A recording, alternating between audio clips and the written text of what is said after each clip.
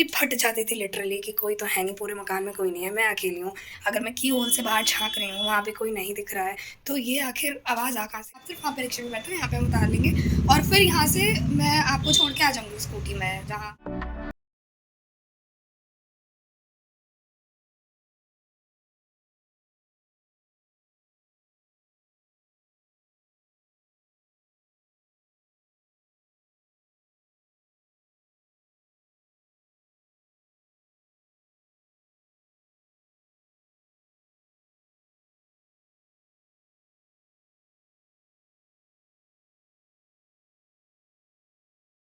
पहले ना मुझे ज़रूरत थी यहाँ पे देसी घी की, और जब मैंने देसी घी का डब्बा देखा तो घी हो रखा था ख़त्म। अब मेरे को समझ नहीं आ रहा था कि मैं घी लेने जाऊँ या फिर मैं क्या ही करूँ, और बिना देसी घी के तो बन नहीं सकता था क्योंकि बहुत ज़रूरी थी टेस्ट के लिए। और फिर मैं बहुत सोचने लगी और फिर मैंने सोचा अगर मैं इनको भी बोलूँगी तो ये रात तक लेके आएँगे, और क्योंकि मैंने गोला जो है काट पीट के सब रख लिए थे, तो इसलिए मैंने कहा चल यार थोड़ी सी मेहनत करते हैं, दूध में से निकालते हैं मलाई। और बिल्कुल फ्रेश मलाई निकाली है मैंने, कल रात को जो दूध आया था उसी दूध में से ही मैंने फ्रेश इसमें निकाली है मलाई। और उसमें से फिर मैंने सोचा कि पहले घी बना लेते हैं। तो मैं यहाँ पे थोड़ी सी बहुत मिक्स्ड फीलिंग्स आ रही थी कि कितनी बनेगी, बन भी पाएगी या नहीं। और 1 कप मलाई में आपने देखा कि कितनी सी घी निकली है, 3-4 चम्मच होगी बस।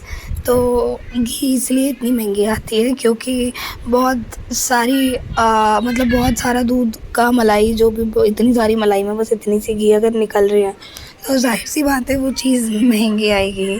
तो मैंने फटाफट से यहाँ पे जो है घी निकाल लिया, और आई थिंक इतना ही घी मुझे चाहिए था, इनफ था इतना मेरे लिए। और अगर और एक्स्ट्रा चाहिए भी होगा तो मैं कुछ नहीं कर सकती क्योंकि इतना ही निकला है, तो मुझे इसमें ही काम चलाना पड़ेगा। और मैं रात तक वेट करती, बट मैंने गोला जो है काट पीट लिए थे, और मैंने गोले को ना अच्छे से काट लिया। छोटे-छोटे मैंने इसके पीसेस बना लिए ताकि जब मैं मिक्सर ग्राइंडर में इसको ग्राइंड करूँ तो ये ईज़िली हो जाए और ज़्यादा खटपट चटपट ना करे आवाज़। तो ये मैंने ना इसका बुरादा सा बना लिया। अब बारी आती है चीनी की चाशनी बनाने की। तो सबसे पहले मैंने कढ़ाई ले ली, उसी घी वाली कढ़ाई को ही मैंने यूज़ कर लिया कि जो भी थोड़ा बहुत कढ़ाई में घी लग रहा होगा वो यूज़ हो जाएगा। तो चीनी डाल दी, और जितना नारियल लिया है ना, मतलब जितना वो बुरादा निकल के आए उतनी ही चीनी का यूज़ करना है, एंड जितनी चीनी लिया है उसका हाफ़ पानी का यूज़ करना है। तो अब जो है इसकी बनानी है चाशनी, जब तक कि जो तार मतलब ज़्यादा लंबी-लंबी तारें ना छोड़े तब तक मैं जो है इसको पकाती रहूँगी। और जब जो है लंबी तार वाली चाशनी बन के तैयार हो जाएगी, उसमें मैं डाल दूँगी गोले का बुरादा। तब तक एक प्लेट लेना है और इस प्लेट में ना घी को थोड़ा-सा लगा लेंगे, ताकि जब हम इसमें बर्फ़ी डालेंगे और उसके बाद जब बर्फ़ी हम घिसेंगे, मतलब सॉरी जब हम काटेंगे तो वो ईज़िली निकल जाए, मतलब एक-एक पीस उसका निकल जाए, मतलब ऐसा ना हो कि चिपक के रह जाए प्लेट में। इसलिए घी उसमें मैंने लगा दिया, और यहाँ पे मेरा जो है ये ऑलमोस्ट तैयार हो चुका है, और मैंने इसपे थोड़ा-सा घी स्प्रेड कर दिया अच्छे से। और अभी जो भी ये बन गई है इसमें मैं डाल दूँगी, और ये जो है मैंने डाल दिया था क्योंकि मैं उसके बाद का आगे का शूट नहीं कर पाई, क्योंकि मैं एक हाथ से मोबाइल पकड़ती है क्या करती कोई था नहीं।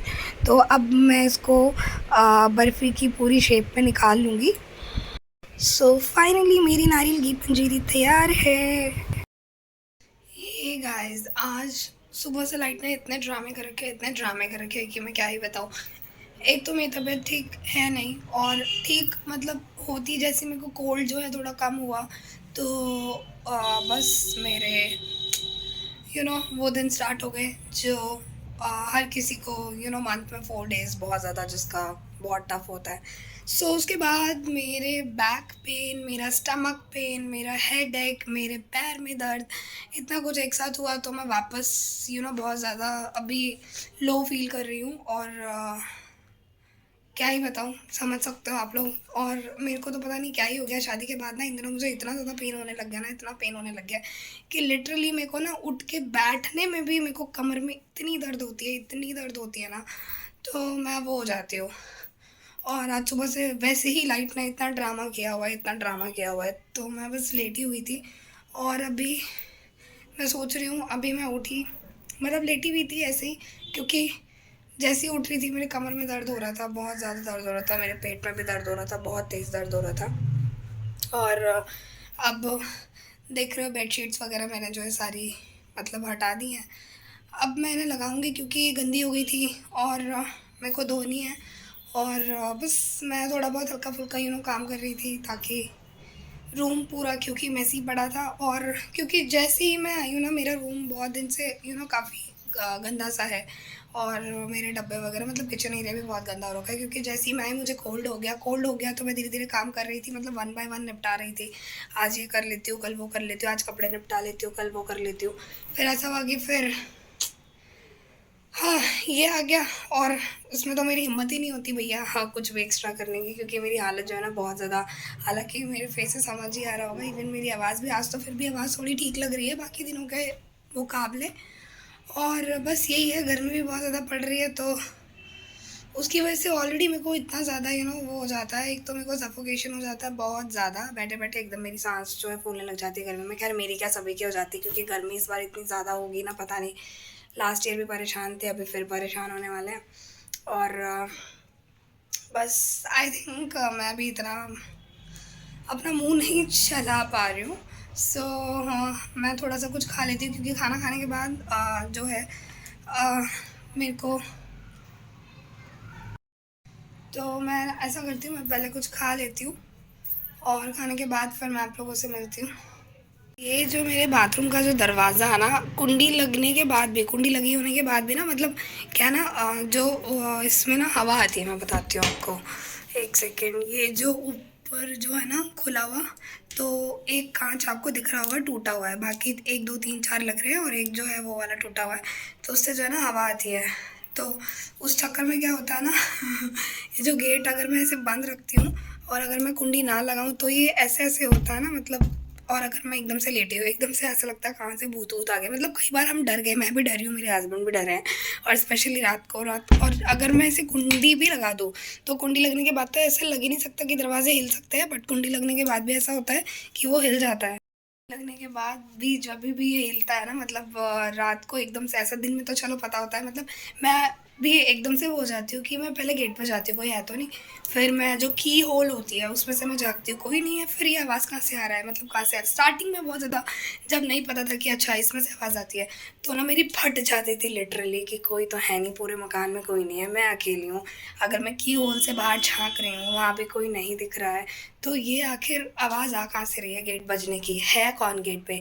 खिड़कियों में आवाज़ आ नहीं सकती, क्योंकि वो कांच इस तरह से लग जाता है। फिर एक दिन मैंने, मतलब एकदम से डरी, मैंने नोटिस किया, मैंने कहा अच्छा बेटा ये हिलता है। तो रात में भी हम दोनों ना एकदम से डर जाते थे कि क्या आवाज़ हुआ, ये भी उठ के इधर उधर बाहर देखते थे। फिर हमने नोटिस किया कि अच्छा ये बाथरूम का दरवाज़ा होता है। तो ऐसा अभी जस्ट यही हुआ था, हाँ, मतलब अभी भी हुआ एकदम से, जैसे मैं मतलब फ़ोन मैंने रखा और एकदम से वो, तो ऐसी चीज़ें होती हैं, बताओ। चलो ठीक है, मैं मिलती हूँ आप लोगों से थोड़ी देर में। तो फाइनली अभी मैं थोड़ा बेटर फील कर रही हूँ इतने दिन के बाद में।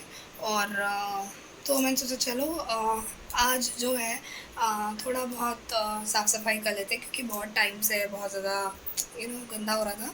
तो आज मैं करने वाली हूँ अपना किचन एरिया को पूरा पूरा साफ़। और क्योंकि बहुत दिन से मैं सोच रही थी करूँगी, बट क्योंकि मेरी तबीयत ठीक नहीं थी और ठीक हुई, तो फिर ऐसा हो गया। फिर मेरे कमर में दर्द, मेरे पेट में दर्द, ये वो, एंड फाइनली आज जो है थोड़ा बेटर लग रहा है। और है क्या कि मेरी दीदी भी आई हुई है, यानी मेरी मासी की लड़की आई हुई है यहाँ पे। और वो जहाँ पर मैं अभी रह रही हूँ वहाँ से सिर्फ 10 से 15 मिनट का रास्ता है। सुबह से उनसे ही बात हो रही है और मतलब डिसाइड नहीं हो पा रहा है कि वो यहाँ आ रही हैं या मैं उनके पास जा रही हूँ, वो आ रही है मैं उनके पास। कभी उनका फ़ोन आ रहा है, वो कह रही तू ही आ जा, कभी मैं उनको बोल रही हूँ कि आप ही आ जाओ। तो अभी तक कुछ पता नहीं है। फिर ये भी चले गए हैं, तो ये चले गए हैं, तो अब मेरे को वहाँ पे लेके जाएगा कौन। अब वो बोल रही है कि तू वहाँ से रिक्शे में बैठ के आ जाओ, यहाँ से तुझे छोड़ने के लिए हम चले जाएंगे, बट क्योंकि लेने के लिए हमें उनको यहाँ पता नहीं है मेरा कहाँ पर है, तो वो जिनके यहाँ पे रुकी हुई हैं, तो उनके जो रिश्तेदार हैं वो लोग फ़ोन पे बोल रहे हैं कि आप सिर्फ वहाँ पे रिक्शे में बैठो, यहाँ पे हम उतार लेंगे और फिर यहाँ से मैं आपको छोड़ के आ जाऊँगी स्कूटी में, जहाँ मतलब आप रहते हो। तो अब ये कन्फ्यूज़न चल रहा है। तो मुझे लिटरली समझ नहीं आ रहा मैं क्या करूँ। और अब मैंने ऐसा किया कि मैंने उनको बोला, मैंने दीदी को भी बोला, जीजू को भी बोला। अब जीजू बोल रहे कि ठीक है, अगर होगा तो शाम तक आएँगे। और फिर वो कह रहे कि आप आ जाओ ना, क्योंकि फिर उनका छोटा बच्चा है, तो प्रॉब्लम है कि वो छोटा बच्चा लेके नहीं आ पा रहे हैं। और मैं मेरे साथ प्रॉब्लम ये है कि मैं यहाँ अकेले कभी गई नहीं हूँ, तो मुझे नहीं पता, मैं पता लगे इधर-उधर कहीं चली गई, तो इसलिए। और बल्कि वो बोल रहे कि बिल्कुल सीधा रास्ता है, ज़्यादा कुछ नहीं, बस आपको वहाँ पे आपके ही घर के बाहर मतलब रिक्शा मिलेगा, और डायरेक्टली वो रिक्शा यहीं आती है, और आप फ़ोन पे ही रहना, या जो भी होगा, और बल्कि छोड़ने के लिए हम आपको घर तक छोड़ के आएँगे। तो ऐसा हो रहा है, तो मेरा माइंड मेकअप नहीं कर पा रही, मुझे नहीं समझ में आ रहा। तो अब मैंने क्या किया, मैंने फ़ोन उठाना उनका बंद कर दिया, क्योंकि वो मुझे बार-बार बोले आ जाओ, आ जाओ, आ जाओ। तो मैंने उनको बोला भी कि मैं मतलब शायद नहीं आ पाऊँगी, और बस ये हो रहा है। तो और अब मैंने इसलिए फ़ोन भी उठाना बंद कर दिया, क्योंकि मुझसे बार-बार मना नहीं हो पाता है। और इसीलिए मैंने कहा चलो, टाइम जो है ऐसे ही निकालने से अच्छा है अपना कुछ काम कर लो। लेट्स सी कब मिलना होता है। वो बेचारी मतलब दिल्ली से आई हुई है यहाँ तक, और अगर हम मिल भी नहीं पाएँगे तो मुझे उस चीज़ का भी रिग्रेट हो जाएगा, उसको भी रिग्रेट हो रहा है। और वो बोल रही है कि मेरा बच्चा कोई सँभाल ले, मैं तो चली जाऊँ और मैं घूम-घाम के आ जाऊँ 1-2 घंटे में। मैंने कहा चलो देखते हैं अभी क्या होता है शाम तक, अभी तक कुछ पता नहीं है मेरे को।